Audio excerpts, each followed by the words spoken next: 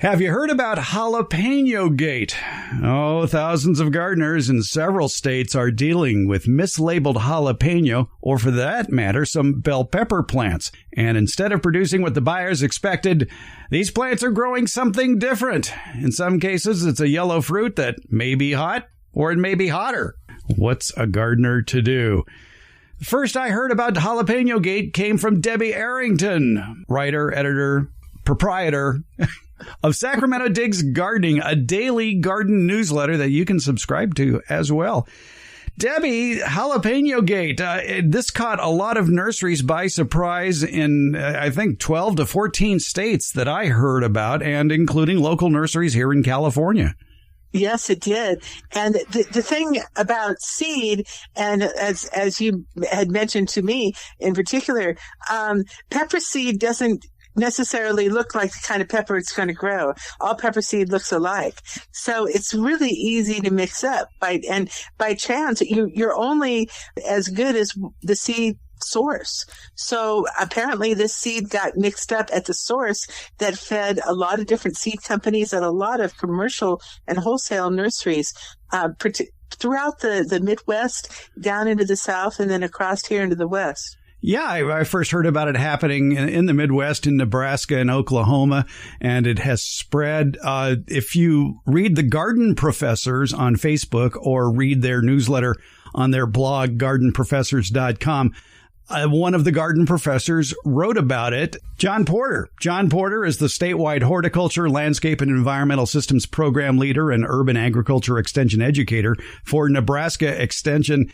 He calls it a seedy mix-up, and he points the finger in this gardenprofessors.com post on a company called Seeds by Design. There aren't that many seed companies in the world that are producing seed to be distributed throughout the world. Seeds by Design is one of these companies that supplies a lot of seeds to nurseries and other seed companies. And in fact, they're responsible for the Chef's Choice tomato series that a lot of people enjoy greatly. But apparently Seeds by Design supplied the mismarked seeds to many nurseries, growers, and seed companies around the country. And that apparently was where this trouble started here in the United States. And a lot of people are pointing back to global suppliers like China. True, because, seed is a global network. A lot of the seed that we grow here in California, we are a seed bank for all of North America and a lot of the rest of the world too, because we have such a long growing season and great weather usually, and good conditions to grow a lot of different crops and ornamentals. But a lot of seeds, particularly tomatoes and peppers and eggplant and other plants that are really like tender perennials instead of straight, annuals. A lot of those are grown out in South America and also in parts of China and Asia for a global market, because they do have similar growing conditions and a longer period of growth. They can also grow seed in the winter for those crops when we are limited to our summer crops for growing peppers and tomatoes. So that allows them to grow them a lot more around the calendar and to supply the demand. Exactly. There's always a supply to be had because of the Northern Hemisphere and the Southern Hemisphere growing grounds. So I guess the biggest disappointments are among those who bought jalapeno plants, expecting the little green hot pepper to grow, and they ended up with a yellow cultivar or a sweet banana pepper. Mm-hmm.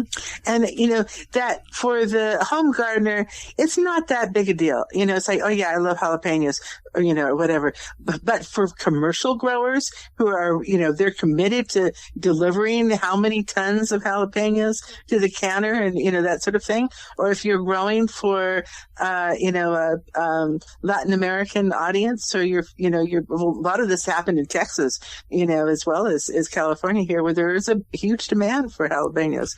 So that can be very problematic.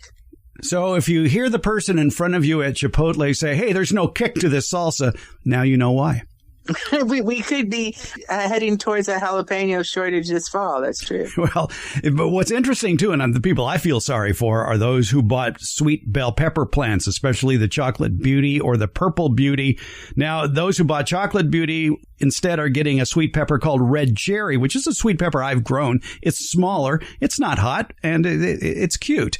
However, purple beauty, which is a very popular sweet bell pepper, apparently those seeds are turning out to be Hungarian hot wax peppers. Ah, yes. I have seen some examples of that here in Sacramento where people have sent me pictures too. And, that's what's funny is when, you read about it happening in other parts of the country, and then you see examples right here in, a community garden. It's amazing. Yeah, I saw one in a community garden yesterday that was a mismarked jalapeno, and instead it looked like a yellow banana pepper.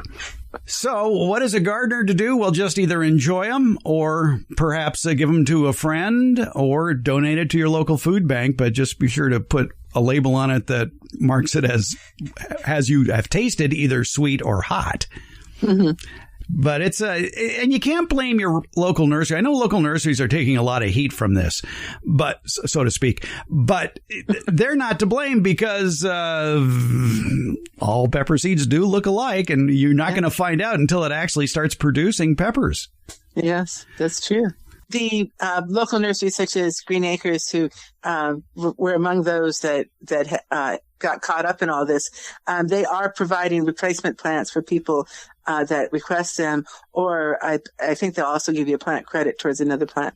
That's the thing. You need to tell the nursery where you got the plant, what you got, so they are aware of what the problem is too, because nurseries sell all these seedlings, but they aren't around when the plant fruits. So they don't know there's a problem till it actually bears that fruit. So they need their customers to tell them what's going on too. And we don't know if this problem is just a one-off problem or if this is the start of something that's going to continue, because a lot of these seed companies now are owned by bigger conglomerates, bigger publicly traded conglomerates who are more concerned about making money for their shareholders, perhaps, than keeping good employees or quality control measures. Hard to say. But one thing a gardener can do is if you grow a pepper plant that you like, save the seed from it. Yes, because most peppers will grow true. That's the one thing that's kind of interesting about this is, if you, especially with your classic peppers, like your Anaheim peppers and jalapenos and things, they will grow true. And we do have some good California seeds people as well who are growing plants and collecting seeds for sale. Probably primarily of all of those is Brad Gates of Wild Boar Farms, who has introduced a complete line of new tomato varieties that were bred right here in California. Mm-hmm. Yeah, and Brad is now located here in Sacramento. He's moved his business further inland. So he's now working out of here, and he's got a contract with Green Acres where they're working on a tomato program with public tasting. Hopefully this fall will be the first one if they can get enough fruit. They're being very active and in trying to introduce new tomatoes to this area and broaden their market. Every area around the country has people who are locally growing plants and raising them for seed. So check around wherever you may live, and there's probably a local grower near you. So just like we always say gardening is local, well, garden seeds can be local as well. And a lot of master garden groups have seed exchanges, too, which are a lot of fun. And, I found this out when I was giving a speech at a local library a few months ago. They have a seed exchange program right there in the library where you can go in, you flash them your library card, and then they have all these drawers full of bagged seeds that are marked that you can just take whatever bags you want. Yes, I think it's Orange Trail was doing that. Right. Yeah, and that's a lot of fun. It's a way to introduce people to gardening very inexpensively. Because seeds, quite often can be one of your major expense, especially when you're first starting out and you buy way too much. Yeah, and that's what's nice about this library program is they're packed in little packets, so you don't get a bag full of seeds. It's probably 10 or 12, and that's enough to start off with and maybe have some left over for the following year. Yeah, it's enough to get a taste. So Jalapenogate, we found about it here locally due to the newsletter, Sacramento Digs Gardening. Tell us about Sacramento Digs Gardening. Sacramento Digs Gardening celebrated its 5th birthday on June 1st. We've come out every single day since June 1st, 2018. That includes recipes almost every Sunday. We started the recipes about 2 months into this project. And so we have an awful lot of gardening advice. And if there's a subject that you need to read about, we probably have it somewhere. Kathy Morrison and myself do all the writing. Kathy is a Sacramento County Master Gardener, and I'm a Master Rosarian and award-winning garden writer. And so between the two of us, we come up with a lot of different subjects and answer a lot of questions. We'll have a link to the newsletter in today's show notes, or if you just do an internet search for Sacramento Digs Gardening, I bet that newsletter will pop right up. It should. Oh. Also, we are on Facebook, and that's usually the easiest way to find us is just go on Facebook and type in Sacramento Digs Gardening. That will take you to our page. Hit any of those links, and it will take you right over to our main webpage. Which also includes a very nice free digital recipe book. Actually, 2 recipe books. We have 2 now. Yes. Yes. And we just published our summer cookbook. We have about 300 recipes now available online, which is a lot. Yeah. And we broke them up by season. We did a spring cookbook initially, and then we just released on July 4th weekend our summer cookbook.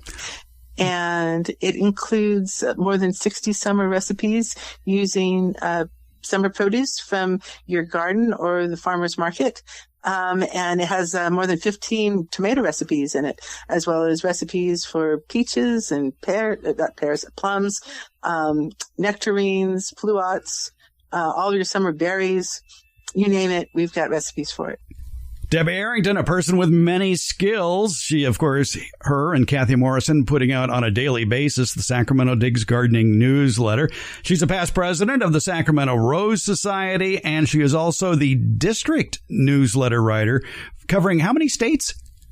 We cover parts of 4 states. 4 states, writing about roses and the new introductions as well. Yes. Debbie Arrington, thanks for your time. You're welcome.